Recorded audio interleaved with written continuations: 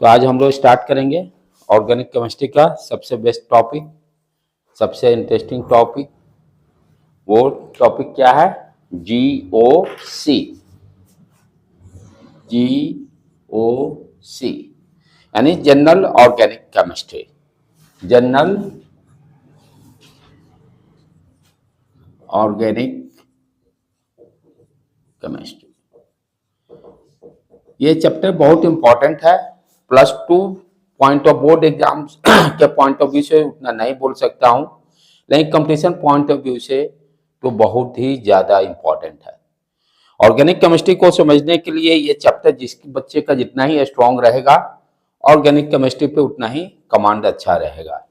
हाँ, +2 से ज्यादा क्वेश्चंस नहीं रहेंगे वो, लेकिन यदि नेट का तैयारी कर रहे हैं, जेई का तैयारी कर रहे हैं, उसके लिए तो बहुत ऑर्गेनिक केमिस्ट्री से बिना आप पढ़ ही नहीं सकते हैं। तो इस चैप्टर को हम लोग को बहुत अच्छी तरह से अंडरस्टैंड करना है सो दैट कि hydrocarbons, haloarenes, haloalkanes, alcohols, ये सारे चैप्टर उस समय जब पढ़ेंगे तो हमको लगेगा कि बहुत आसान है। कैसे रिएक्शन मैकेनिज्म हो रहा है ऐसे। हाँ, कंपटीशन में मोस्टली आपको स्टेबिलिटी ऑर्डर पूछता है इस चैप्टर से, एसिडिटी ऑर्डर पूछेगा, बेसिक ऑर्डर पूछेगा, ये सारे कॉन्सेप्ट दे रहा है। बीच में जो स्पेसीज की जो बात करते हैं, वो स्पेसीज कहने का मतलब इंटरमीडिएट बीच में क्या बन रहा है जो आपको केमिकल रिएक्शंस देता है। तो ये सारे कॉन्सेप्ट आपको GOC से ही मिलना है। तो इसमें बेसिकली हम लोग कर क्या रहे हैं, what you are doing. GOC में हम लोग कर क्या रहे हैं, इसमें हम लोग का सबसे इंपॉर्टेंट पॉइंट क्या देख रहे हैं कि इलेक्ट्रॉन का डिस्प्लेसमेंट। इलेक्ट्रॉन का डिस्प्लेसमेंट मेन जो थीम है। क्या कर रहे हैं हम लोग इसमें? इलेक्ट्रॉन के डिस्प्लेसमेंट के कारण, इलेक्ट्रॉन के डिस्प्लेसमेंट के कारण क्या इफेक्ट हो रहा है। अब इलेक्ट्रॉन क्यों डिस्प्लेस करना चाह रहा है? एक ही जगह रह के वो क्यों नहीं खुश है? किसी भी एलिमेंट पर एक ही जगह स्थिर रह के क्यों नहीं खुश है? वो हमेशा मूवमेंट क्यों चाह रहा है? रीजन बिहाइंड कि जो कंपाउंड है वो डिपेंड करता है कि इलेक्ट्रोनेगेटिविटी डिफरेंस है कि नहीं, जो कि फर्स्ट इफेक्ट हम लोग पढ़ेंगे, inductive effect. Inductive effect totally based on कि कंपाउंड में दो कार्बन कार्बन के बीच में या कार्बन या अदर एलिमेंट से कनेक्टेड हो, उसके बीच में इलेक्ट्रोनेगेटिविटी डिफरेंस के कारण इलेक्ट्रॉन का मूवमेंट हो रहा है। तो ये इलेक्ट्रॉन का मूवमेंट दो कैटेगरी में हम लोग डिसाइड किया है। एक या तो टेम्पररी मूवमेंट होगा और दूसरा परमानेंट मूवमेंट होगा। उसी हिसाब से इलेक्ट्रॉनिक डिस्प्लेसमेंट जो हो रहा है उसको दो कैटेगरी में डिवाइड किया गया है। डिस्प्लेसमेंट कहने का मतलब इलेक्ट्रॉन का मूवमेंट। जैसे फॉर एग्जांपल, जैसे हम लोग पढ़ते हैं ना, जैसे कोई कंपाउंड है C और X, तो यहां पे जो कोवलेंट बॉन्ड के बीच में जो दो इलेक्ट्रॉन्स हैं, राइट, तो या तो ये दोनों इलेक्ट्रॉन्स कोवलेंट बॉन्ड ब्रेक करके X पे चला जाए, या दोनों ऑप्शन हो सकते हैं, एक C और Y ले लें, ये दोनों जो कोवलेंट बॉन्ड ब्रेक करके कार्बन पे आ सकता है। वो डिपेंड करता है इलेक्ट्रोनेगेटिविटी किसकी ज्यादा और कम है। तो जो इंडक्टिव इफेक्ट पढ़ेंगे वो सिंपली कोवलेंट बॉन्ड में ही होगा। बाकी सारा धीरे धीरे पढ़ेंगे हम लोग, राइट, स्टेप बाय स्टेप, सारे को एक ही साथ मिक्सअप नहीं करेंगे। नहीं तो आज टोटल लेक्चर हम लोग इंडक्टिव इफेक्ट पे ही फोकस करेंगे। उसके पहले बेसिक देख ले। तो ध्यान देने का है कि इसमें भी कैसे शो करेगा। यदि पेयर ऑफ इलेक्ट्रॉन का मूवमेंट हो रहा है, पेयर ऑफ इलेक्ट्रॉन का मूवमेंट होगा तो इस तरह से एरो शो करेंगे, like that. Pair of electron का मूवमेंट होगा, इस तरह से कर्व एरो मार्क शो करेंगे। सिंगल इलेक्ट्रॉन का मूवमेंट होगा, जैसे फ्री रेडिकल 1 by 1 सारे अंडरस्टैंड करेंगे। जैसे R और X है, ये ब्रेक करके ये कोवलेंट बॉन्ड, एक इलेक्ट्रॉन इसके पास आ गया, एक इलेक्ट्रॉन X के पास आ गया। यहां पर क्या हो रहा है? सिंगल इलेक्ट्रॉन सिंगल इलेक्ट्रॉन का डिस्प्लेसमेंट हुआ। तो सिंगल इलेक्ट्रॉन को डिस्प्लेसमेंट को क्या कैसे एरो से शो करेंगे? एक ही साइड एरो मार्क, यानी ये एरो एक ही साइड रहेगा। इसी को हम लोग फिश हुक भी बोलते हैं। मछली को पकड़ने के लिए जो हुक रहता है तो फिश हुक एरो बोलते हैं। इसमें क्या हो रहा है, एक इलेक्ट्रॉन का मूवमेंट होगा तो उसको फिश हुक से शो करेंगे। जैसे ये इस तरह से, एक साइड ये इस तरह से पेयर ऑफ इलेक्ट्रॉन का मूवमेंट। जैसे फॉर एग्जांपल आपको इस तरह से दिया है, ये carbon double bond carbon like that, ठीक है। अब मैं क्या कर रहा हूं, एरो मार्क यदि इस तरह से मैं शो कर रहा हूं, it means what you understand कि पाई बॉन्ड का इलेक्ट्रॉन ब्रेक होकर यहां पे चला गया। यहां एक्स जोड़ देता हूं। पाई बॉन्ड का इलेक्ट्रॉन जो है कैसे मूवमेंट हो रहा है, ये यहां पर दोनों इलेक्ट्रॉन आकर यहां डबल बॉन्ड बना गया। पाई बॉन्ड का pair of electron, arrow mark का मतलब दो इलेक्ट्रॉन हमेशा पेयर में जाएंगे। पेयर में जाएंगे तो इस तरह से कर्व को शो करेंगे, और सिंगल इलेक्ट्रॉन जाएंगे तो फिश हुक जैसा करेंगे, जो फ्री रेडिकल में मोस्टली होता है। राइट बेटे, अब आ जाए हम लोग come to the point. Electron displacement जो होगा उसको टू कैटेगरी में हम लोग डिवाइड कर रहे हैं। इलेक्ट्रॉन जो डिस्प्लेसमेंट होगा उसको हम लोग टू कैटेगरी में डिवाइड किए। फर्स्ट वन परमानेंट डिस्प्लेसमेंट और second one temporary displacement. Permanent displacement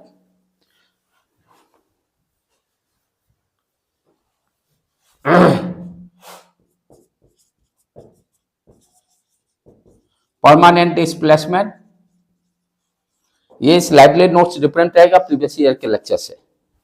इसमें मटेरियल भी इंक्लूडेड रहेंगे एक्स्ट्रा कुछ, राइट। तो परमानेंट डिस्प्लेसमेंट और दूसरा रहेगा टेम्पररी डिस्प्लेसमेंट। अब जैसे परमानेंट डिस्प्लेसमेंट और टेम्पररी डिस्प्लेसमेंट को हम लोग कैसे और समझ सकते हैं, जैसे फॉर एग्जांपल मान लीजिए अभी आप लोग का एग्जाम आ गया, 1 महीने के बाद बोर्ड एग्जाम होने वाला है। तो कुछ ऐसे बच्चे हैं जो कि 11th 12th में तो खूब मजे किए, लेकिन अब बोर्ड एग्जाम आ गया है तो दिन रात लगे हुए हैं पढ़ने में। बोर्ड एग्जाम आ गया है, पूरे 11th 12th मस्ती किए, 1 महीना अब समय बचा है, बिना खाए पिए दम एक सूर से लगे हुए हैं, और जैसे ही एग्जाम खत्म होगा पढ़ाई लिखाई फिर छोड़ देंगे। तो ये पढ़ाई लिखाई सिर्फ जब बोझ आ रहा है 1 मंथ के लिए हुआ, टेम्पररी हुआ, राइट। तो this is called temporary displacement. Permanent displacement कोई ऐसे बच्चे हैं जो एग्जाम आए चाहे नहीं आए वो कंटिन्यूअस हमेशा पढ़ रहे हैं इन फॉर्म। वो नहीं कि एग्जाम खत्म होने के बाद उनकी पढ़ाई छूट गई। कंपटीशन की जो बच्चे अब तैयारी करें वो कंटिन्यूअस पढ़ेंगे, जो अपना मोटिव सेट किए हुए हैं कि कंपटीशन हमको निकालना है, नेट निकालना है, जेई निकालना है, तो उनको ये डजेंट मैटर कि +2 का एग्जाम कब हो रहा है, 11th का कब एग्जाम हो रहा है, एग्जाम खत्म होने के बाद भी वो लगे हुए हैं। That is called permanent displacement. Permanent displacement में अटैकिंग रिएजेंट से कोई लेना देना नहीं। रिएक्शन में क्या होता है, एक सबस्ट्रैट एक अटैकिंग एजेंट रिएजेंट जो कि अटैक करता है सबस्ट्रैट पर। तो जो एग्जामिनेशन क्या हो गया, जो बच्चा टेम्पररी डिस्प्लेसमेंट जो हो रहा है उसको क्या चाहिए, अटैकिंग रिएजेंट। जैसे बोर्ड एग्जाम हो गया, अटैकिंग रिएजेंट। बोर्ड एग्जाम के डर के कारण वो पढ़ाई शुरू किया है। उसी तरह से केमिकल रिएक्शन में भी जब अटैकिंग रिएजेंट सबस्ट्रैट पर अटैक करेगा तब वो रिएक्शन होगा, इलेक्ट्रॉन का डिस्प्लेसमेंट होगा। जैसे ही ये बोर्ड एग्जाम खत्म, पढ़ाई छोड़ दिया, यहां भी इलेक्ट्रॉन जो शिफ्ट हुआ था वो फिर अपने जगह पुराने वापस जगह पे आ जाएगा। समझ में आया बेटे, टेम्पररी डिस्प्लेसमेंट में क्या हो रहा है, यानी टेम्पररी डिस्प्लेसमेंट में अटैकिंग रिएजेंट का रोल है। जब तक नहीं करेगा तब तक टेम्पररी डिस्प्लेसमेंट नहीं होगा। तो अटैकिंग रिएजेंट को मैं +2 बोर्ड एग्जाम से जोड़ दिया आप लोग का। जब बोर्ड एग्जाम आया तभी वो पढ़ाई शुरू करेगा। और जैसे ही बोर्ड एग्जाम खत्म, किताब कॉपी रखा गया। लेकिन परमानेंट डिस्प्लेसमेंट में क्या हो रहा है, अटैकिंग रीजन से कोई लेना देना नहीं है। यानी इसका ऐसे अपने में ही उसके इनबिल्ट नेचर है, उसका मोटिव सेट है, मुझे जेई निकालना है, नीट निकालना है, उसको अटैकिंग रीजन से मतलब ही नहीं, कब +2 का एग्जाम होगा, कब 11th का एग्जाम होगा, वो हमेशा पढ़ रहा है। तो हमेशा क्यों क्यों पढ़ रहा है, उसने अपना मिशन सेट रखी हुई है, मुझे करना क्या है, मुझे कोई ना कोई कंपटीशन क्वालिफाई करना है। तो उसी तरह से यहां भी जो ऑर्गेनिक कंपाउंड होंगे, जो परमानेंट रहेंगे, वो उसका इस तरह का स्ट्रक्चर रहेगा, इस तरह का उसमें कंपाउंड या एलिमेंट इस तरह के रहेंगे जो कि ये प्रॉपर्टी एग्जिस्ट करेगा परमानेंट डिस्प्लेसमेंट का। तो परमानेंट डिस्प्लेसमेंट में कौन कौन से आ गए, इंडक्टिव इफेक्ट,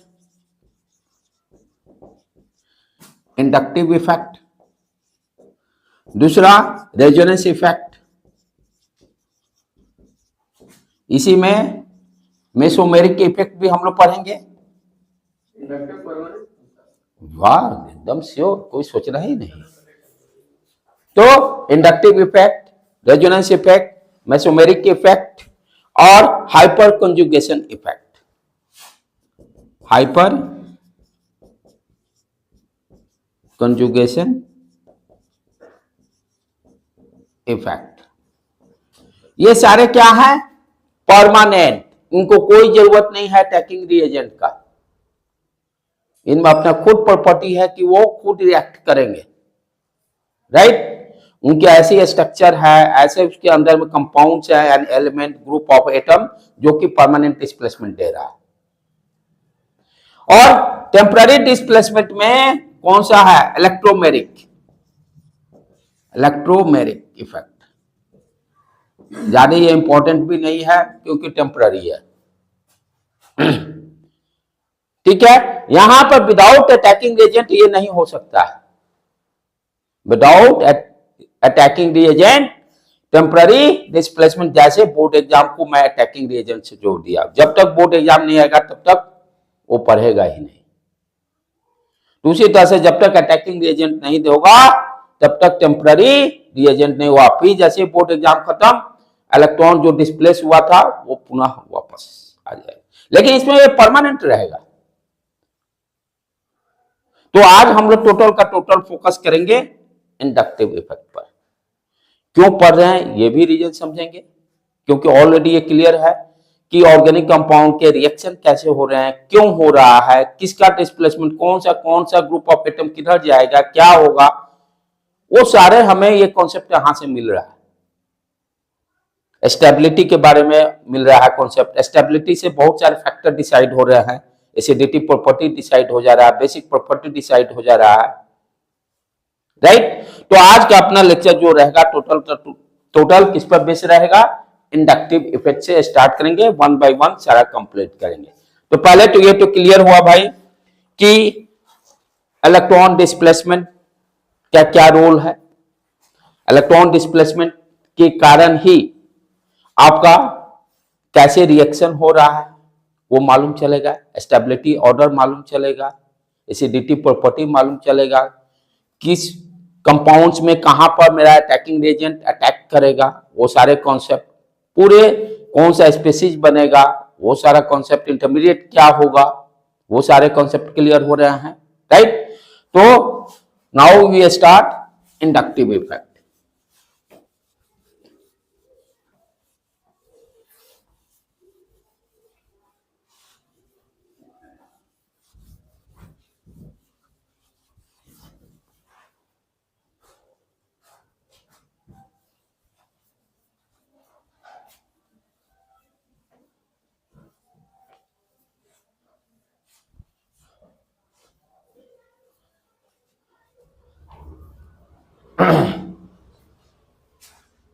चलें, इसको ध्यान से समझने का है, भगवान का नाम लेकर इसको अच्छी तरह से समझिए कि सारे कॉन्सेप्ट आपके दिमाग में इनबिल्ट हो जाए, तभी ऑर्गेनिक केमिस्ट्री का अपना जो मिशन है 50 में 20 क्वेश्चन सॉल्व हो पाएंगे। केमिस्ट्री के 20 मार्क्स जो है, 20 क्वेश्चन जो ऑर्गेनिक का है, जिसका जीरो से जितना अच्छा उतना ही नंबर आएगा। ठीक है बेटे, now we start inductive effect. तो इंडक्टिव इफेक्ट क्यों हो रहा है, फर्स्ट उसको अंडरस्टैंड करें। बिकॉज ऑफ दो एलिमेंट के बीच में इलेक्ट्रॉनिक डिफरेंस के कारण, इलेक्ट्रोनेगेटिविटी के कारण। इलेक्ट्रोनेगेटिविटी क्या बताता है कि उसको इलेक्ट्रॉन खींचने की कितनी कैपेसिटी है। फैक्टर क्या है इंडक्टिव होने का, कोई भी दो एलिमेंट है इसके दोनों के बीच में इलेक्ट्रोनेगेटिविटी डिफरेंस, जब तक इलेक्ट्रोनेगेटिविटी डिफरेंस नहीं होगा तब तक आपका इंडक्टिव इफेक्ट नहीं होगा। तो इंडक्टिव यानी इंडक्टिव इफेक्ट कहने का मतलब इलेक्ट्रॉन डिस्प्लेसमेंट, ये दिमाग से नहीं हटाना है। मेन तो हेडिंग क्या है, इलेक्ट्रॉन डिस्प्लेसमेंट किस हुआ, किसके कारण, इंडक्टिव इफेक्ट के कारण। इलेक्ट्रॉन डिस्प्लेसमेंट हुआ किसके कारण, इंडक्टिव इफेक्ट के कारण। क्योंकि टॉपिक क्या है, effect of electron displacement. Effect of electron displacement, किस टेक्निक के कारण इलेक्ट्रॉन डिस्प्लेसमेंट हो, उसका क्या इफेक्ट पड़ेगा। तो इलेक्ट्रॉन डिस्प्लेसमेंट किसके कारण हम लोग पढ़ रहे हैं, इंडक्टिव इफेक्ट के कारण।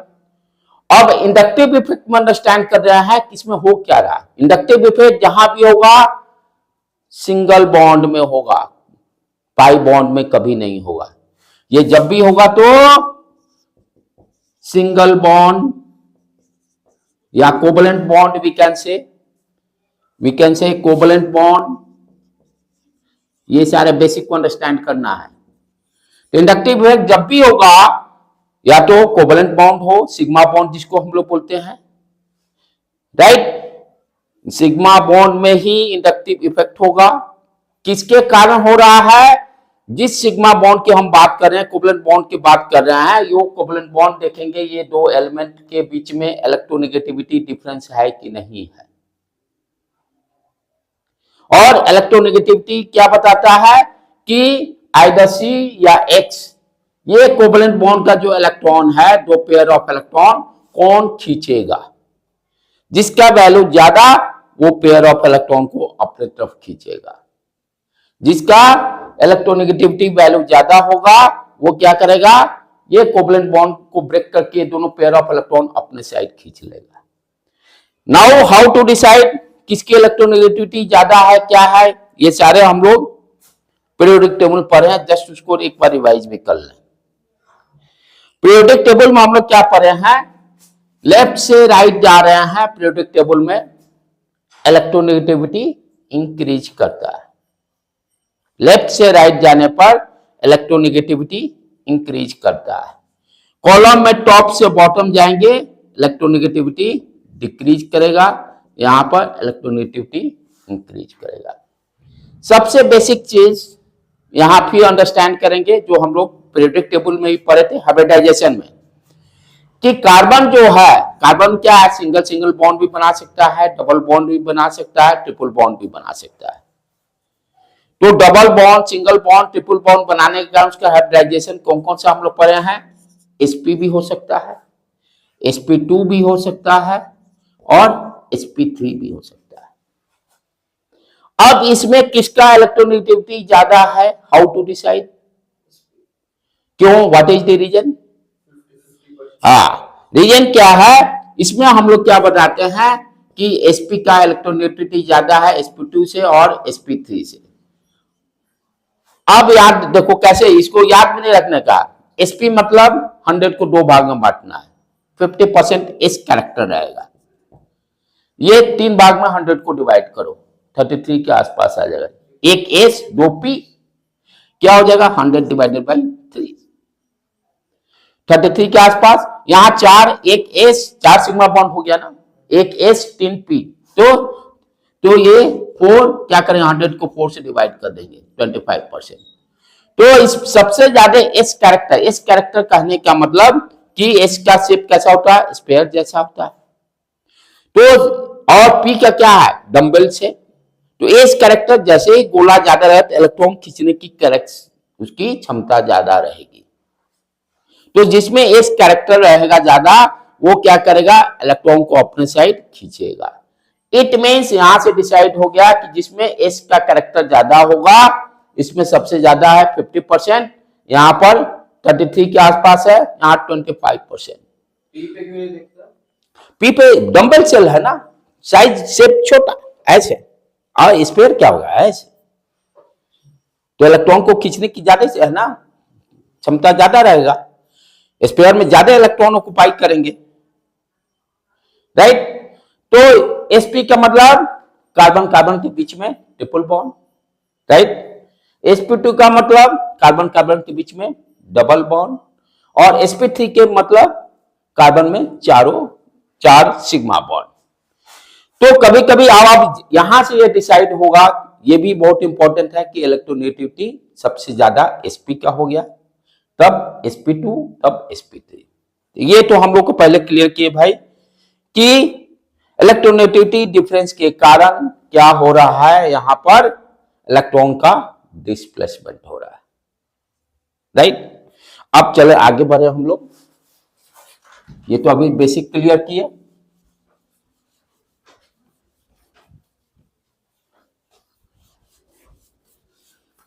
अब इलेक्ट्रॉन डिस्प्लेसमेंट के कारण क्या इफेक्ट होगा, उस चीज को अंडरस्टैंड करें। इलेक्ट्रॉन डिस्प्लेसमेंट के कारण क्या असर होगा, वही तो असली पढ़ना है। इफेक्ट का मतलब उसका क्या प्रभाव है। जैसे मान लो फॉर एग्जांपल,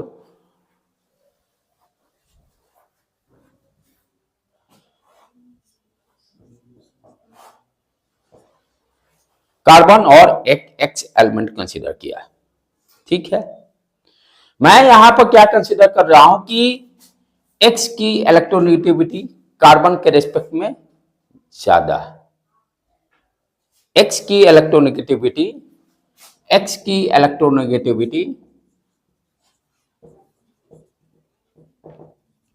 कार्बन के रेस्पेक्ट में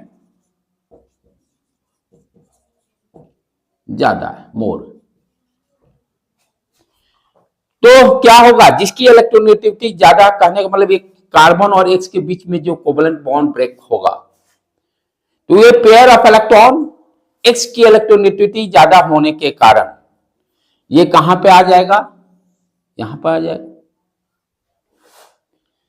अच्छा, आप ध्यान से समझो, एक एग्जांपल मैं यहां देने जा रहा हूं कि जैसे घर में दो बहन हो या दो भाई हो, या भाई बहन हो, कोई भी हो, सबसे फेवरेट चीज आपका खाने का क्या है, पिज्जा कि मैगी, पिज्जा। चलो ठीक है, पिज्जा लेके आए, मम्मी पापा दे दिए, भाई तुम लोग दोनों खा लो। जो बड़ा भाई रहेगा वो क्या करेगा, अपना ताकत दिखाएगा, तुम कम खाओ, छोटा है तुम, तो क्या करेगा, पिज्जा का ज्यादा अमाउंट लेने की कोशिश करेगा। तो कंप्लेन करने की बात नहीं है, जो यहां हमें जरूरत है उस चीज को अंडरस्टैंड करें। तो बड़ा भाई क्या करेगा कि मम्मी पापा चले गए देकर ड्यूटी पर अपने, तुम लोग दोनों समझो, ये ऑप्शन आ गया। तो बड़ा भाई क्या करेगा, तुम छोटा है कम खाओ, मेरे को ज्यादा दो, ठीक है। ज्यादा खाके भी उस पर चार्ज आएगा क्योंकि बहुत अच्छा लगा उसको, ठीक है। और जो छोटा वाला कम खाके वो चिल्लाएगा मुझे कम मिला, मम्मी पापा आते ही कंप्लेंट ठोकना चालू कि मुझे कम भैया दिया, ये है वो है, वो भी चार्ज हो गया क्योंकि उसको भी कम मिला। कम मिलने का मतलब पॉजिटिव चार्ज, कम मिलने का मतलब पॉजिटिव चार्ज। तो क्या होगा, जैसे ही इसकी इलेक्ट्रोनेगेटिविटी ज्यादा, पिज्जा को मैं इलेक्ट्रोनेगेटिविटी से कंपेयर कर लिया, तो यहां पर एक्स का इलेक्ट्रोनेगेटिविटी ज्यादा, यानी ये बड़ा भाई हो गया, ये ज्यादा पिज्जा खा लिया, तो इस पर किस तरह का चार्ज आ जाएगा, नेगेटिव चार्ज। और जो छोटा भाई है वो कार्बन है, इस पर किस तरह का चार्ज आ गया, पॉजिटिव चार्ज। तो पहले तो ये पॉजिटिव किस पर आएगा, नेगेटिव किस पर आएगा, ये कॉन्सेप्ट क्लियर हो गया। अच्छा, अब दूसरी इंपॉर्टेंट पॉइंट यहां ध्यान देना है कि इंडक्टिव इफेक्ट क्या करता है कि ये क्या हुआ, इलेक्ट्रॉन डिस्प्लेसमेंट के कारण कार्बन पे पॉजिटिव चार्ज आ गया और एक्स पर नेगेटिव चार्ज आ गया। किसके कारण? इलेक्ट्रॉन डिस्प्लेसमेंट के कारण। अब ये जो चार्ज दोनों पे इंड्यूस हुआ, नाम से जो charge induced, induction effect, charge induce हुआ। तो इंडक्टिव इफेक्ट क्या करता है, ये जो चार्ज इंड्यूस हुआ है, जैसे जैसे ये कार्बन चेन बढ़ते जाएगा, डिस्टेंस के हिसाब से इसका असर कम होते जा रहा है। अब इसको यहां भी ध्यान से समझो। जैसे मान लो फॉर एग्जांपल मैं एक कार्बन और जोड़ दिया, मैं क्या कर रहा हूं कि इंडक्टिव इफेक्ट का असर कार्बन चेन पर जैसे जैसे ये एक्स से दूर जा रहे हैं, चाहे कार्बन से फर्स्ट कार्बन से दूर जाएंगे, इसका असर कम होते जाएगा और आफ्टर 3 कार्बन के बाद इसका ऑलमोस्ट इंडक्टिव इफेक्ट का असर प्रैक्टिकली देखा गया नहीं होगा। अब क्या, कैसे असर कम हो रहा, उस चीज को अंडरस्टैंड करने का। तो यहां पर प्लस जो चार्ज आ गया, अब छोटा भाई के पास क्या हो गया, पिज्जा तो कम मिला, तो वो क्या करेगा, अपने बराबर से या अपने कमजोर वाले और कोई होगा भाई, चाहे चचेरा भाई आ गया, कोई भी भाई आ गया, बड़ा तो खा के अपना किनारे कट लिया।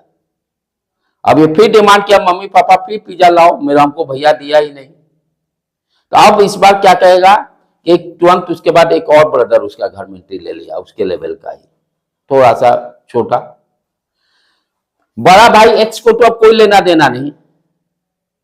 अब पिज्जा फिर दोबारा आ गया, ये पिज्जा फिर आ गया, यहां भी पिज्जा आया, पहले पटा, लड़ाई झगड़ा हुआ, कम बेसी का मामला हो गया, फिर पिज्जा दे लेके आए मम्मी पापा उसके। लेकिन अब क्या है, दोनों का लेवल लगभग बराबर है, दोनों का लेवल लगभग बराबर है। थोड़ा सा मान लो जिसको कम मिला था वो ज्यादा में है, तो ये क्या करेगा, मैक्सिमम पार्ट फिर खींचने की कोशिश करेगा।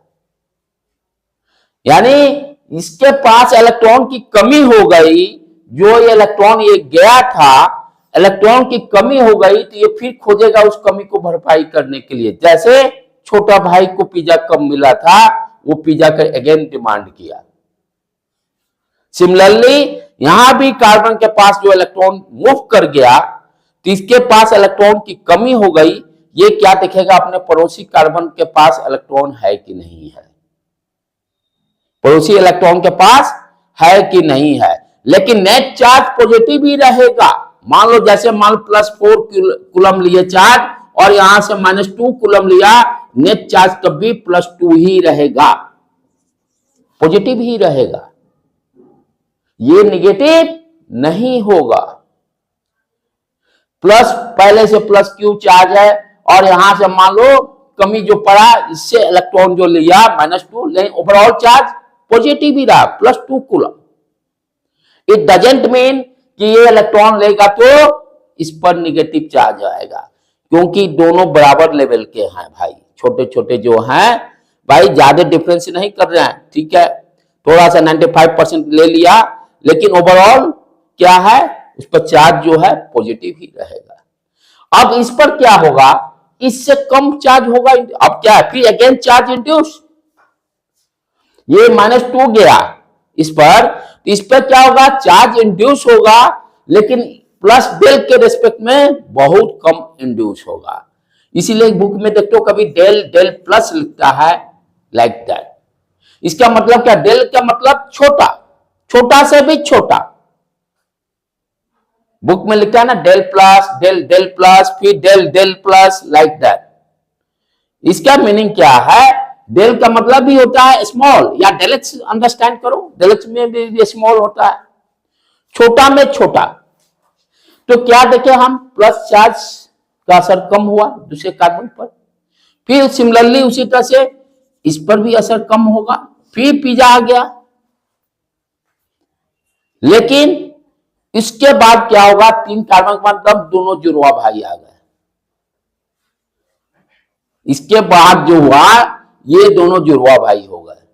अब भाई जो होगा बराबर में बटेंगे, यानी कोई असर खींचतान का अब असर नहीं रहेगा आफ्टर कार्बन के 3 बॉन्ड के बाद। तो हम क्या देख रहे हैं, इंडक्टिव इफेक्ट इंडक्टिव इफेक्ट किसके कारण हुआ? ये X का इलेक्ट्रोनेगेटिविटी ज्यादा होने के कारण। इंडक्टिव इफेक्ट यहां पर किसके कारण हो रहा है? X एलिमेंट के कारण, क्योंकि इसकी इलेक्ट्रोनेगेटिविटी कार्बन से ज्यादा है। उसका प्रभाव क्या हो रहा है? चार्ज इंड्यूस हुआ, इलेक्ट्रॉन डिस्प्लेसमेंट होने के कारण चार्ज इंड्यूस हुआ। चार्ज इंड्यूस हुआ, उसका ये चार्ज का पावर देखते हैं, जैसे जैसे हम कार्बन डिस्टेंस के साथ मूव कर रहे हैं इसका असर कम हो जाता है, इसका असर कम हो जाता है। तो ये सारे इंपॉर्टेंट पॉइंट ध्यान देने हैं कि आफ्टर 3 कार्बन के बाद ऑलमोस्ट इसका कोई इफेक्ट इंडक्टिव इफेक्ट का नहीं रहेगा। ये हो गया दूसरा पॉइंट क्लियर कि भाई इलेक्ट्रोनेगेटिविटी डिफरेंस के कारण क्या हो रहा है। अब इंडक्टिव इफेक्ट को फर्दर 2 पार्ट्स में डिवाइड किया गया। 2 पार्ट्स में डिवाइड किया गया। क्या? इंडक्टिव इफेक्ट को हम लोग 2 भाग में डिवाइड कर दिए। एक को बोलते हैं प्लस आई इफेक्ट और दूसरा को बोलते हैं माइनस आई इफेक्ट। अब इस चीज को अंडरस्टैंड करते हैं क्या है एग्जाम्पल से कि प्लस आई इफेक्ट किसको बोलेंगे, यानी ये जो सब्स्टिट्यूएंट एक्स कनेक्ट हो रहा है, इसी तरह से मान लो ये हो जाए सी वाई, एक दूसरा लेते हैं। यहां पर कंसीडर कर लिए कि कार्बन की इलेक्ट्रोनेगेटिविटी ज्यादा है वाई से, कार्बन की इलेक्ट्रोनेगेटिविटी ज्यादा है वाई से, मोर है। तब क्या होगा? इलेक्ट्रॉन क्या होगा? ये दोनों कोवलेंट बॉन्ड रख के अपने पास खींच लेगा। इस पर आ जाएगा माइनस चार्ज, इस पर आ जाएगा प्लस चार्ज। पिज्जा यहां फिर दिया, पिज्जा ये ज्यादा ले लिया। तो यहां पर क्या देख रहे हैं? कार्बन पे नेगेटिव चार्ज आ जा रहा है और फिर इसका भी इफेक्ट रिड्यूस होगा। आफ्टर 3 कार्बन के बाद ऑलमोस्ट 0 हो गया। ये जो एक्स और वाई ही रोल है, एक्स वाई का इलेक्ट्रोनेगेटिविटी अलग अलग होने के कारण ही ये इंडक्टिव इफेक्ट हो रहा है। अब इस एक्स को प्लस आई बोलेंगे कि माइनस आई बोलेंगे, इस y को प्लस एक्स बोलेंगे कि माइनस वाई बोलेंगे, इस चीज को अंडरस्टैंड करेंगे। बहुत एक अच्छा एग्जाम्पल दे रहा हूं कि आप प्लस आई माइनस आई भी नहीं भूलिएगा, प्लस आई और माइनस आई भी बोलने का फंड। अब यहां जैसे मान लो फॉर एग्जाम्पल आप बैंक में गए, आपके बैंक पैसा जमा है, ठीक, अच्छा, पैसा जब जमा है आप एटीएम से पैसा निकाले, पैसा आपने निकाले, निकालने के कारण क्या हो गया? बैलेंस कम, बैलेंस कम हो गया। बैलेंस कम होने का मतलब निगेटिव में चला गया, बैलेंस कम होने का मतलब निगेटिव, माइनस। तो आपने पैसा लिया, ज्यादा जो इलेक्ट्रोनेगेटिव है इलेक्ट्रॉन खींचा, एटीएम से आपने पैसा खींचा, दोनों देखो एनालॉजी जो एक्स वाला काम कर रहा है। एटीएम से आपने पैसे खींच रहे हैं, निकाल रहे हैं, खींचना मतलब जबरदस्ती थोड़े है, उसमें से निकल जा रहा है। लेकिन एग्जांपल दिया how to remember which one is plus I which one is minus I. तो यहां पे ये एक्स इलेक्ट्रॉन खींच रहा है, उसको मैं कंपेयर कर रहा हूं एटीएम से आप पैसा निकाल रहे हो। क्या हुआ? नेट बैलेंस कम हो गया, निगेटिव हो गया। निगेटिव होने का मतलब माइनस आई इफेक्ट। तो एक्स क्या दिया? Minus I effect. क्लियर, समझ में आ गया बेटे? तो इस तरह के जितने भी होंगे एलिमेंट्स एक्स जैसा, वो सारे किस तरह का इफेक्ट देंगे? माइनस आई इफेक्ट देंगे। अच्छा, प्लस आई में अब क्या हो रहा है? प्लस आई में मान लीजिए आपके खाते में कोई पैसा डाला, जब पैसा डालने का मतलब क्या हो गया आपका? जैसे यहां पर आपके यहां पर इलेक्ट्रॉन की कमी थी, पैसा डालते क्या हो गया? अमाउंट इंक्रीज कर गया, अमाउंट इंक्रीज कर गया। वो क्या दे दिया? Plus I effect. जैसे इस केस में देखो, यहां पर हम क्या देखें? एक्स किस तरह का है ये तो क्लियर हो गया। एटीएम से पैसा खींचा, एक्स पैसे इलेक्ट्रॉन लिया, एक्स दे दिया माइनस आई इफेक्ट। वाई का क्या हो रहा है यहां पर, वाई का क्या हम बोले कि इलेक्ट्रोनेगेटिविटी कम है कार्बन से, तो वाई पे क्या हो रहा है, देखो प्लस चार्ज पहले से आया हुआ है, यानी क्या हो रहा है इसमें, कोई पैसा डाला है, डालने के कारण क्या हो गया, इफेक्ट क्या हुआ, बैलेंस मेरा इंक्रीज किया, plus I effect, plus I effect, right. तो किसको प्लस आई इफेक्ट बोलेंगे, किसको माइनस आई इफेक्ट बोलेंगे, क्लियर। अब आ जाए कम, माइनस आई इफेक्ट किसको बोल रहे हैं, जिस जो एलिमेंट, वैसे एलिमेंट या ग्रुप ऑफ एलिमेंट्स को बोल रहे हैं जो जिसका इलेक्ट्रोनेगेटिविटी यदि कार्बन से कनेक्टेड है उससे ज्यादा होगा, वो सारे क्या देंगे, माइनस आई इफेक्ट, क्योंकि इलेक्ट्रॉन को खींच लेगा। वे सारे ग्रुप या एलिमेंट्स जो प्लस आई इफेक्ट देंगे उसका इलेक्ट्रोनेगेटिविटी कार्बन के रिस्पेक्ट में क्या होगा, कम होगा, जिसके कारण प्लस आई इफेक्ट दे रहा है, राइट बेटे। अच्छा, तो ये तो आप कॉन्सेप्ट क्लियर हुआ भाई, किसको प्लस आई बोलेंगे, किसको माइनस आई। ये सारा एग्जांपल हम देखेंगे, कौन कौन माइनस आई देंगे, कौन कौन प्लस आई देंगे, धीरे धीरे स्टेप बाय स्टेप। तो पहले तो ये तो समझ में आया भाई किसको प्लस आई बोलना है, किसको माइनस आई बोलना है। अब आगे क्यों पढ़ रहे हैं ये सब, ये समझिए, वाई यू आर इतना दिमाग खराब करना, प्लस आई माइनस आई, ये इसके पढ़ने के पीछे लॉजिक क्या है। अब आपको क्या दिया रहेगा कि ऑर्गेनिक कंपाउंड दिया रहेगा, कहेगा कि इसमें सबसे ज्यादा स्टेबल कौन है, सबसे ज्यादा स्टेबल कौन है, फिर अंडरस्टैंड करेंगे स्टेबिलिटी क्यों पढ़ रहे हैं, इसकी जरूरत क्या है, why need the stability, acidic state में स्टेबिलिटी का क्या रिलेशन है, राइट।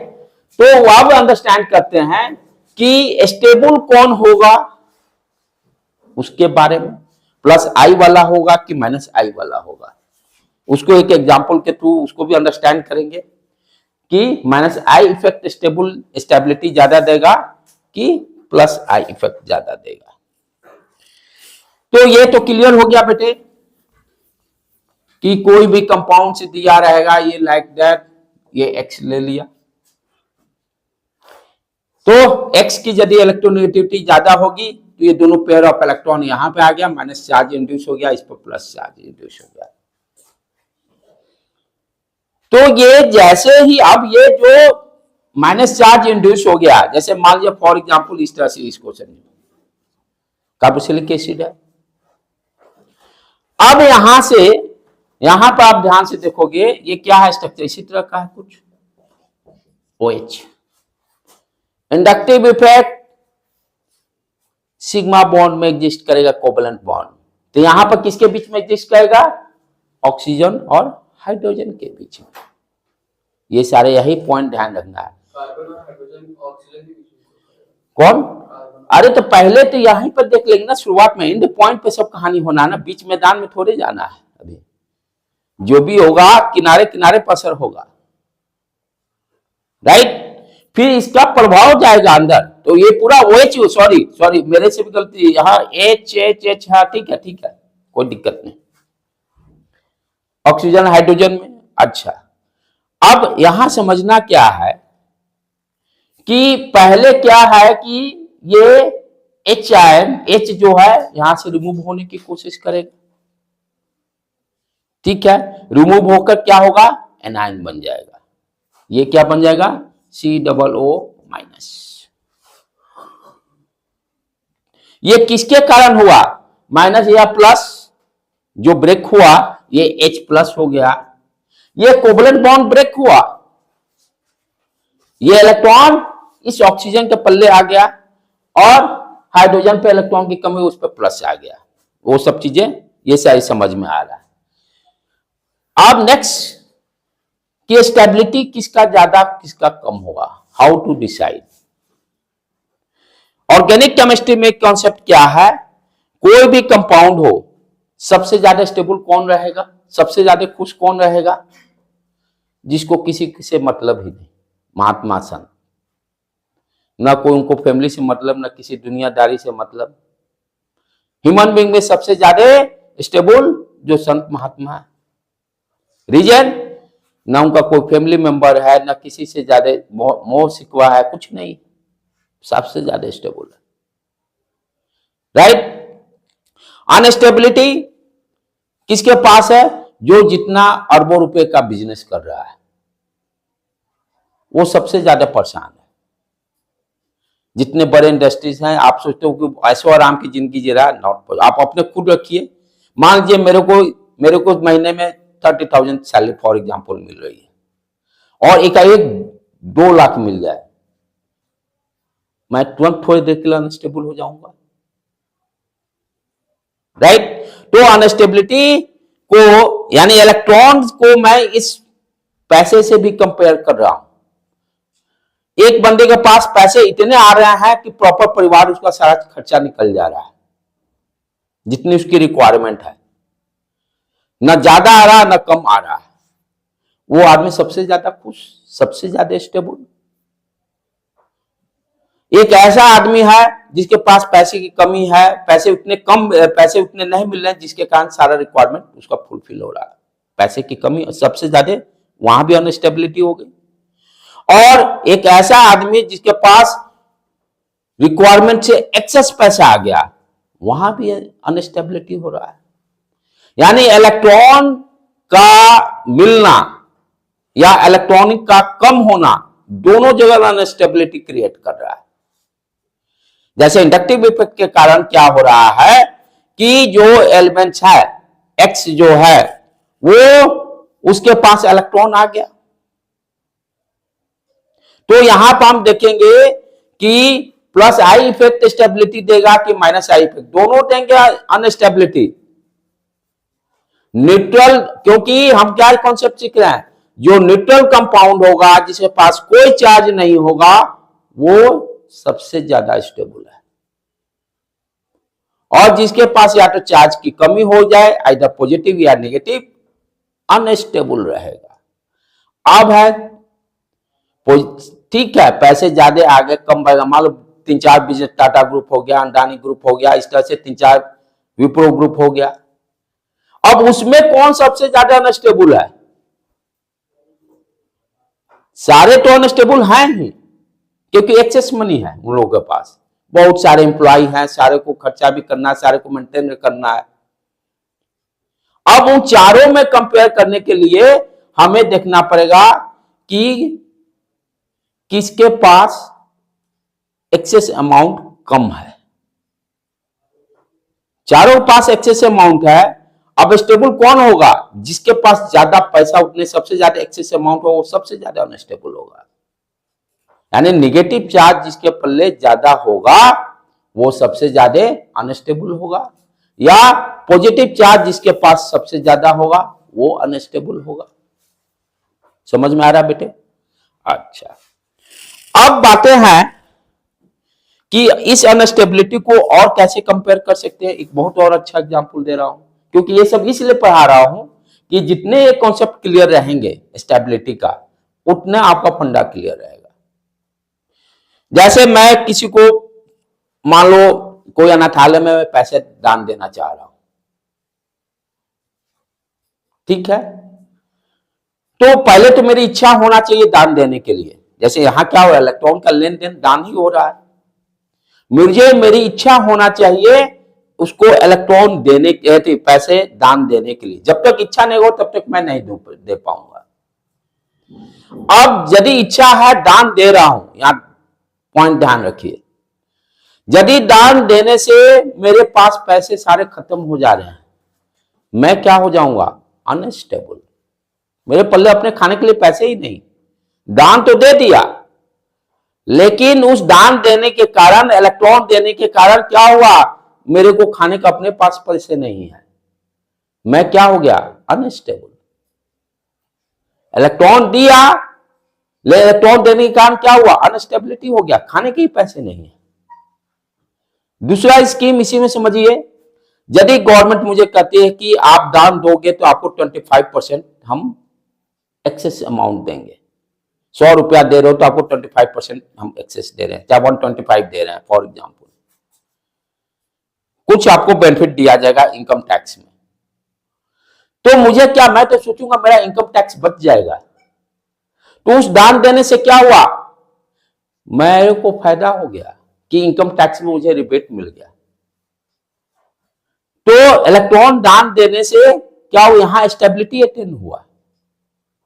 वही सेम चीज यहां भी है कि जो इलेक्ट्रॉन का जो डिस्प्लेसमेंट हो रहा है, उस इलेक्ट्रॉन के डिस्प्लेसमेंट से ये देखना है कि डिस्प्लेसमेंट के कारण जो कार्बन है वो स्टेबल हो रहा है कि अनस्टेबल हो रहा है। जैसे एक बार पैसा दिया, पैसे खत्म, मेरे खाने को दिक्कत, मैं अनस्टेबल हो गया। जैसे ही बेनिफिट मिला मैं खुश, इनकम टैक्स में रिबेट मिल गया। तो ये सारी चीजें हैं। अब ये सारी चीजों को हम अंडरस्टैंड करते हैं, प्रैक्टिकल जो अपना काम का चीज है। ये तो हो गया एग्जाम्पल से, आपका दिमाग क्लियर हो गया क्या है क्या नहीं है। अब जैसे मान लो फॉर एग्जाम्पल,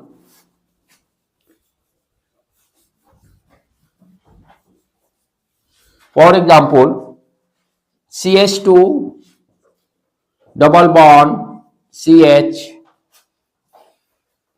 ट्रिपल बॉन्ड कर दें इसको, 3 1 4, यहां पर CH डबल बॉन्ड CH2, तो हाइड्रोजन देख लेना बेटे, 3 1 4, यहां पे एक भी नहीं होगा, हटा दो, 2 3 4 अब बराबर, ठीक है। अपना सबसे बेसिक चीज कॉन्सेप्ट क्या सीखे हैं, इलेक्ट्रोनेगेटिविटी का। यहां पर सिंगल बॉन्ड डबल बॉन्ड है, यहां पर इलेक्ट्रोनेगेटिविटी कहां पर पहले देखेंगे, इंडक्टिव इफेक्ट होगा। किस किस कार्बन के बीच में इंडक्टिव इफेक्ट होगा, उसी के बीच में होगा जहां पर इलेक्ट्रोनेगेटिविटी डिफरेंस होगा। अब इसके लिए क्या उपाय है, हर कार्बन का हाइब्रिडाइजेशन पहचानिए पहले, जिसमें एस कैरेक्टर सबसे ज्यादा, वहां पर इंडक्टिव इफेक्ट होगा। पहले इससे चालू करें, तो ये कौन सा दे देगा, जल्दी बताओ बेटे, ये किस तरह का इसमें रहेगा, ये कार्बन, ये दोनों कार्बन के बीच में ट्रिपल बॉन्ड है ना, तो एक ही सिग्मा बॉन्ड, एक ही बीच वाला ना, ये तो अच्छा ये एच वाला, सॉरी, हाँ दो हो गया, तो एसपी में 2 चाहिए सिग्मा बॉन्ड, क्लियर, कोई डाउट नहीं। sp में 2 सिग्मा बॉन्ड चाहिए, sp2 में 3 सिग्मा बॉन्ड चाहिए, sp3 में 4 सिग्मा बॉन्ड चाहिए। तो यहां पर एक हाइड्रोजन वाला ये हो गया सिग्मा बॉन्ड, और एक ही, ये कोई भी ले ले, तो ये हो गया sp, पहला चीज, ठीक। अब इसके बारे में समझे हम लोग। यहां पर देखो 1 2, एक ये सिग्मा एक ये सिग्मा, sp हो गया। यहां पर फिर देखें एक सिग्मा एक हाइड्रोजन वाला सिग्मा, sp2, और यहां पर देखें 2 हाइड्रोजन का एक इसका, sp3, ठीक है ना, कि ये कितना हुआ, गड़बड़ sp2। अब यहां पर कहां पे इंडक्टिव इफेक्ट होगा, उसका क्या है, आपको देखना पड़ेगा कहां पर, किस कार्बन के बीच में इलेक्ट्रोनेगेटिविटी ज्यादा है। तो हम सीक्वेंस क्या जानते हैं, sp का सबसे ज्यादा इलेक्ट्रोनेगेटिविटी होता है, sp2, उसके बाद sp3, इसके बीच में तो होगा नहीं, दोनों सेम है, sp यहां भी देखो दोनों सेम है, ये कितना, ये कुछ गड़बड़ हुआ है यहां पर, चेक करो बेटे, एक हाइड्रोजन का 2, एक 3 sp2 आ गया। यहां से यहां भी इंडक्टिव इफेक्ट नहीं होगा, यहां भी नहीं होगा, किसके बीच में होगा, यहां डिफरेंस है, यहां पर इंडक्टिव इफेक्ट होगा। तो यहां पर किसका ज्यादा है, sp का ज्यादा इलेक्ट्रोनेगेटिविटी है, तो ये पेयर ऑफ, ये कोवलेंट बॉन्ड ब्रेक होकर क्या होगा, यहां पर माइनस डेल चार्ज आ जाएगा, यहां पर प्लस डेल चार्ज आ जाएगा। अब ये क्यों पर है, इसका फायदा क्या है, इसको भी अंडरस्टैंड कर ले। माइनस डेल, यही तो जीओसी का खेला है, यहां माइनस डेल आ गया, यहां प्लस डेल आ गया, इसका हमको क्या बेनिफिट। अब जब कोई भी रिएजेंट अटैक करेगा, मान लो इलेक्ट्रोफाइल या न्यूक्लियोफाइल, न्यूक्लियोफाइल के पास इलेक्ट्रॉन ज्यादा, इलेक्ट्रॉन लविंग वाले को बोलते हैं। तो अब यहां पर मान लो न्यूक्लियोफाइल अटैक किया, एक इलेक्ट्रोफाइल अटैक किया, तो ये कहां पर अटैक करेगा? पॉजिटिव वाले पर अटैक करेगा कार्बन। यहां भी नहीं करेगा, यहां भी नहीं करेगा, कहां करेगा? इलेक्ट्रॉन डेंसिटी को कम करना है ना स्टेबिलिटी के लिए, तो माइनस वाला प्लस से कुछ कंपनसेशन हो जाएगा। तो कहां? अब इससे क्या मालूम चला कि ये न्यूक्लियोफाइल किस कार्बन पे जाकर अटैक करेगा? तो जहां प्लस डेल चार्ज होगा उसी पर, इस कार्बन पर, इस पर भी नहीं होगा, कोई चार्ज इंड्यूस नहीं हुआ, ना इस पर होगा ना इस पर होगा। ये इसका बेनिफिट मिला। उसी तरह से इलेक्ट्रोफाइल प्लस है तो ये माइनस जहां चार्ज इंड्यूस हुआ होगा वहां पर जाएगा। तो ये क्या मुझे बता रहा है कि केमिकल रिएक्शन रटने की जरूरत नहीं है। आपको ये कॉन्सेप्ट क्लियर है तो समझ में आया बेटे? तो इसके कारण इंडक्टिव इफेक्ट के कारण हमें कैसे रिएक्शन हो रहे हैं वो पता चल रहा है। ठीक, स्टेबिलिटी के लिए सीक्वेंस मैं दूंगा, उसके लिए डोंट वरी। अब स्टेबिलिटी पढ़ने का दूसरा फायदा क्या है? दूसरा फायदा कि एसिडिटी ऑर्डर में, उस एसिडिटी को समझना बहुत जरूरी है। दो क्वेश्चन यहां से आते हैं, इस तरह के आएंगे। आपको स्टेबिलिटी ऑर्डर अरेंज करने के लिए बोलेगा और एसिडिटी ऑर्डर अरेंज करने के लिए बोलेगा। दोनों को कॉन्सेप्ट क्लियर होना बहुत जरूरी है। तो उसके सीक्वेंस है, वो ट्रिक है, उसको दिया जाएगा, उसको याद रहने पर आपके क्वेश्चन सॉल्व हो जाएंगे। लेकिन ये समझना जरूरी है कैसे केमिकल रिएक्शन में इंपॉर्टेंस क्या है इसका। अब स्टेबिलिटी यदि हम समझ रहे हैं, समझ गए, तो इंडक्टिव इफेक्ट क्यों पढ़े?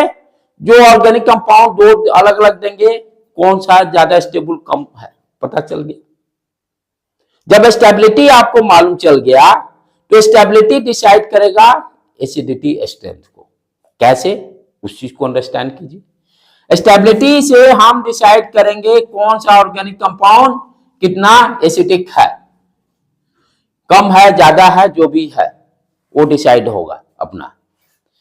कैसे डिसाइड होगा उस चीज को अंडरस्टैंड। जैसे मान लो कार्बोक्सिलिक एसिड का ही एग्जांपल ले हम लोग, दो तीन आपके दिए हुए हैं कार्बोक्सिलिक एसिड के। तो कार्बोक्सिलिक एसिड में हम क्या देख रहे हैं, ध्यान से देखो। सिंपल CH3 मान लो COOH में ले लिया, तो हमें एसिडिटी जो डिफाइन करते हैं, ध्यान से समझिए। एसिडिटी जो डिफाइन करते हैं, किसका सबसे ज्यादा एसिडिक नेचर होगा, हाउ टू डिसाइड? जिस ऑर्गेनिक कंपाउंड से आसानी से H निकल रहा है। इंडक्टिव इफेक्ट के कारण तो भाई क्या हुआ, ये O इस पर माइनस चार्ज आ गया है, जिसमें आसानी से इंडक्टिव इफेक्ट भी नहीं हुआ, जिसके कारण यानी केमिकल रिएक्शन के कारण H आसानी से निकल जाए, H को आसानी से निकल जाए, उस चीज को डिसाइड करना है, राइट। अब तो वो क्या होगा, जितने आसानी से निकलेगा वो उतना ही ज्यादा एसिडिक नेचर होगा। H जितने आसानी से निकल जाएगा वो क्या होगा, उतना ही उसमें एसिडिक कैरेक्टर ज्यादा होगा, एसिडिक कैरेक्टर ज्यादा होगा। एसिडिक कैरेक्टर ज्यादा होने के लिए इसको आसानी से रिमूव होना चाहिए। ये आसानी से रिमूव कैसे होगा, हाउ टू रिमूव? ये आसानी से रिमूव कैसे होगा, ये डिसाइड करेगा जो ये आयन बना, ये जो कि अनस्टेबल हो गया, इसके स्टेबिलिटी पे डिपेंड करेगा। ये जितना ही ज्यादा स्टेबल उतना ही आसानी से H को छोड़ेगा। ये जितना ही ज्यादा स्टेबल उतना ही इजिली H को रिमूव करेगा, राइट। जैसे एग्जांपल कुछ दिया जाए, इसमें क्या दे दूं मैं, हाँ, जैसे मान लीजिए घर में खाना बना हुआ है, ठीक है, घर में 5 मेंबर हैं, 5 मेंबर के अकॉर्डिंग भोजन बना हुआ है। अब क्या हुआ कि वो भोजन खत्म भी होना चाहिए, तो भोजन का यानी अमाउंट इस तरह से बनाया गया है, उसमें से एक आदमी चला भी जाए तो भोजन खत्म हो जाएगा। एक आदमी चला भी जाए तो किसी को कम नहीं पड़ेगा, यानी एक्सेस ज्यादा खाना नहीं पड़ेगा। तो इट मीन्स वो घर का मेमोरी, ठीक है तुम जा रहे हो जाओ, कोई बात नहीं, नुकसान नहीं होगा, बर्बाद नहीं होगा, यू गो। यानी भोजन क्या है, स्टेबल पूरी तरह से है, इतने अमाउंट में, ज्यादा उतना भी एक्सेस नहीं बनाया है कि सबको जबरदस्ती खाना पड़ रहा है। सेम यहां भी उसी तरह से है कि कार्बोक्सिलिक एसिड क्या कर रहा है, आप H+ जाने से मुझे स्टेबिलिटी पे कोई असर नहीं पड़ेगा, यू कैन गो। तो कब नहीं पड़ेगा, जब ये एनायन स्टेबल रहेगा। It means what you understanding here कि जितना ही ये एनायन यानी नेगेटिव चार्ज वाला, ये जितना ही स्टेबल होगा उतना ही क्या होगा, एसिडिक कैरेक्टर ज्यादा होगा। जितना ही ज्यादा स्टेबल, H इजिली रिमूव होगा। H easily remove means acidic character ज्यादा। तो इट मीन्स यदि ये एनायन जितना ही ज्यादा स्टेबल होगा, एनायन कौन दे रहा है, -I इफेक्ट, बताया, -I इफेक्ट। तो ये जितने एनायन हैं ये सारे क्या, कौन सा इफेक्ट देंगे, -I इफेक्ट। ये जितना ही ज्यादा खींचने की टेंडेंसी रहेगी। अब यहां पर इसको एग्जांपल से देखिए, एक मैं एग्जांपल दे दूं, जैसे CH3COO, ये इस पर माइनस चार्ज आ गया, एक और CH3 मैं जोड़ दिया, एक दूसरा ये ले लिया आपका फॉर्मिक वाला ले लिया, ठीक है, एक और कंसीडर कर लिया एग्जांपल CH3COO-। ये 3 एग्जांपल्स हैं। अब तीनों को मुझे कहता है कि आप स्टेबिलिटी अरेंज कीजिए। तीनों को क्या बोल रहा है, स्टेबिलिटी अरेंज कीजिए। अब यहां पे समस्या क्या है, थोड़ा सा ये -I इफेक्ट किया, तो एक काम करो बेटे, एक काम यहां चेंज थोड़ा मैं कर दूं, CH क्या फ्लोरीन या कोई भी दे दूं, फ्लोरीन दे देता हूं इसकी जगह पर, और यहां पर H ही रहने देता हूं, यहां पर कोलिन फॉर एग्जाम्पल, ये इस तरह का एग्जाम्पल सेट करता हूं, ठीक। अब यहां पर ध्यान देना क्या है कि तीनों पर कार्बोक्सिलिक एसिड पे तो निगेटिव चार्ज आ गया, किसके कारण, -I इफेक्ट के कारण, ठीक है, -I इफेक्ट के कारण तीनों पर निगेटिव चार्ज आ गया। निगेटिव चार्ज आने का मतलब क्या हुआ, अनस्टेबिलिटी तो बढ़ गया। तीनों सेम ग्रुप के भी हैं, COOH, तीनों पर स्टेबिलिटी, यानी इस नेगेटिव चार्ज को किसी तरह से कम करने की कोशिश करना होगा स्टेबिलिटी के लिए। यानी स्टेबिलिटी किसका ज्यादा होगा, जिसका जो इस इलेक्ट्रॉन का डिस्ट्रीब्यूशन को कम कर दे, यानी उस पर कम चार्ज हो जाए, यानी कोई इलेक्ट्रॉन को खींच ले, जिस तरह से हम लोग अभी देखे ना कार्बन, ये अब ये खींचे, यानी हमें देखना पड़ेगा खींचने वाला ग्रुप कोई अटैच है कि नहीं। जैसे यहां पर फ्लोरीन है, यहां पर क्लोरीन है, ये सारे क्या देंगे, इलेक्ट्रॉन खींचेंगे। तो ये सारे क्या देंगे, इसमें फ्लोरीन क्लोरीन ये जो खींचने वाले सब क्या होंगे, -I इफेक्ट। यहां पर इफेक्ट की, ये H अलग हट गया, उससे कोई मतलब, केमिकल रिएक्शन करके अलग हट गया। अब मुझे एक्चुअल में दिया होता इस तरह से प्रॉब्लम, FCH3COOH लाइक दैट, फिर दूसरा प्रॉब्लम दिया होता इस तरह से HCOOH, फिर दिया हुआ था कोलिन CH, ये देख लेना बैलेंस, C2 2 4 CH2 जो भी होगा, कितने हो गए, 1 2, ठीक है, CH2। प्रॉब्लम इस तरह से दिया हुआ है, और हमें कहता है कि स्टेबिलिटी अरेंज कीजिए, स्टेबिलिटी अरेंज कीजिए, एसिडिटी बताइए। तो मैं क्या करूंगा कि भाई कॉन्सेप्ट क्या है, जो H आयन को इजीली रिमूव कर सके, वो ज्यादा एसिडिक होगा। तो H आयन हटने के बाद सब क्या हो जाएंगे, ये एनायन का फॉर्मेशन हो गया। अब इसके बाद देखेंगे कि भाई किसमें +I इफेक्ट हो रहा है, किसमें -I इफेक्ट हो रहा है, किसमें नो इफेक्ट हो रहा है। हाइड्रोजन वाला नो इफेक्ट देता है। तो अब यहां पर हमें क्या तीनों में देखना होगा, किसमें प्लस आई हो रहा है, किसमें माइनस आई हो रहा है, राइट। माइनस आई इफेक्ट कहने का मतलब कौन इस इलेक्ट्रॉन को खींचेगा ज्यादा, यानी यहां पर इलेक्ट्रॉन जमा होना दैट इज नॉट इंपॉर्टेंट। पैसा एक जगह जमा होना मींस अनस्टेबिलिटी क्रिएट। तो उसी तरह से यहां पे ज्यादा पैसे इकट्ठा रहे, यदि पैसे नहीं बटेगा तो स्टेबिलिटी उसको नहीं मिलेगा। अब देखेंगे कि पैसे कौन आसानी से बट रहे हैं, वो ज्यादा स्टेबल होगा। तो ये पहले देखिए, ये तो हाइड्रोजन है, इस पर कोई इफेक्ट ही नहीं रहेगा, ना प्लस आई इफेक्ट होगा ना माइनस आई इफेक्ट होगा, हाइड्रोजन न्यूट्रल है। अब ये दोनों बच गए, ये दोनों में हम देखेंगे जिसकी इलेक्ट्रोनेगेटिविटी ज्यादा वो इलेक्ट्रॉन को आसानी से खींच लेगा। और दोनों क्या है, माइनस आई इफेक्ट ही दे रहे हैं। ये दोनों इलेक्ट्रॉन खींच रहे हैं, दोनों क्या दे रहे हैं, माइनस आई इफेक्ट ही दे रहे हैं। लेकिन अब देखें कौन ज्यादा खींच रहा है, क्योंकि यहां पर हमको इलेक्ट्रॉन डेंसिटी को कम करना है, तो फ्लोरीन की इलेक्ट्रोनेगेटिविटी ज्यादा है, तो इसलिए क्या होगा, यहां पर इलेक्ट्रॉन मोस्टली खींच लेगा, ये सबसे ज्यादा स्टेबल होगा। फ्लोरीन की इलेक्ट्रोनेगेटिविटी कम है तो ये इससे कम होगा, और सबसे कम स्टेबल ये इसमें तो है ही नहीं, सॉरी उल्टा मैं बोल दिया, इसमें कोई प्लस आई और माइनस आई है ही नहीं, ये न्यूट्रल है। तो सबसे ज्यादा फॉर्मिक वाला स्टेबल, राइट। तब उसके बाद किसका स्टेबिलिटी ज्यादा हो रहा है, फ्लोरीन वाला, फ्लोरीन है ना ज्यादा इलेक्ट्रोनेगेटिविटी, हाँ राइट।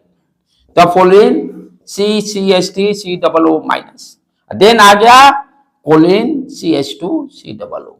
ये हो गया मेरा स्टेबिलिटी। फ्लोरीन वाले में CH3 प्लस आई होता है, दोनों में यहाँ पे कहते हैं, यहाँ हाइड्रोजन कम है, ये बैलेंस कर देने का है।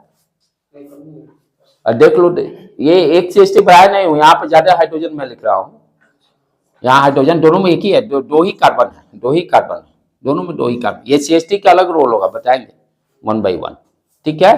CH3 क्या देता है, प्लस आई इफेक्ट, वो जो एग्जाम्पल सीरीज देंगे वहां पर हम लोग क्लियर करेंगे इसको। तो यहां पर क्या होगा, स्टेबिलिटी तो मालूम चल गया।